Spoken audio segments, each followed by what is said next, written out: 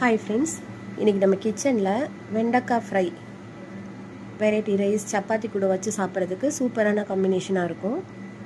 அதுக்கு 1/2 கிலோ அளவுக்கு வெண்டைக்காய் எடுத்து வச்சுருக்கேன்.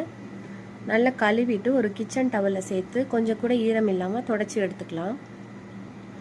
தொடச்ச வெண்டைக்காயை இந்த மாதிரி கிராஸில் கட் பண்ணிக்கிறேன். இந்த அளவுக்கு தின்னாக இருக்கணும்.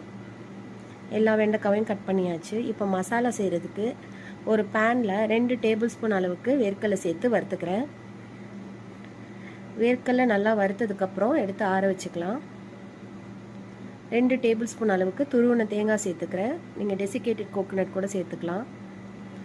லைட்டாக வறுபட்டதுக்கப்புறம் அதையும் ஆற வச்சுக்கிறேன். இங்கே 1 டீஸ்பூன் அளவுக்கு சீரகம், ஒரு சின்ன துண்டு இஞ்சி, 3 பல் பூண்டு, கொஞ்சமாக கருவேப்பிலை, இது எல்லாத்தையும் மிக்சர் ஜாரில் சேர்த்துக்கிறேன். 1 டீஸ்பூன் அளவுக்கு மல்லித்தூள், 1/2 டேபிள் ஸ்பூன் அளவுக்கு சில்லி பவுடர், கொஞ்சமாக மஞ்சள் தூள், இது எல்லாத்தையும் சேர்த்து தண்ணி சேர்க்காம ஒரு கோஸ் பவுடராக அரைச்சி ரெடி பண்ணி வச்சுக்கலாம். வெண்டைக்காய் ஃப்ரை பண்ணுறதுக்கு ஆயில் சூடு பண்ண வச்சுருக்கேன். நான் 2 பேட்சாக ஃப்ரை பண்ணி எடுத்துக்கிறேன். ரொம்ப முருவலாக ஃப்ரை பண்ணணுன்னு அவசியம் இல்லை, பாதி வெந்தால் போதும். இப்போது அதே கடாயில் 1 டீஸ்பூன் அளவுக்கு மட்டும் எண்ணெய் சேர்த்துட்டு கொஞ்சமாக சீரகம் சேர்த்து பொரிய விட்டுக்கலாம்.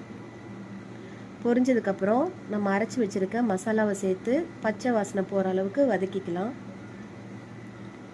பச்சை வாசனை போனதுக்கப்புறம் 1 டீஸ்பூன் அளவுக்கு உப்பு சேர்த்துக்கிறேன். நம்ம ஃப்ரை பண்ணி வச்சுருக்க வெண்டைக்காவையும் சேர்த்து சிம்லேயே வச்சு வதக்கி விடலாம். ஒரு 5 to 6 மினிட்ஸில் மசாலா வெண்டைக்காய் எல்லாம் சேர்ந்து நல்லா வெந்து வந்துடும். இப்போ நம்மளோட பிந்தி ஃப்ரை ரெடி ஆயிடுச்சு. சாப்பிட்டு என்ஜாய் பண்ணலாம்.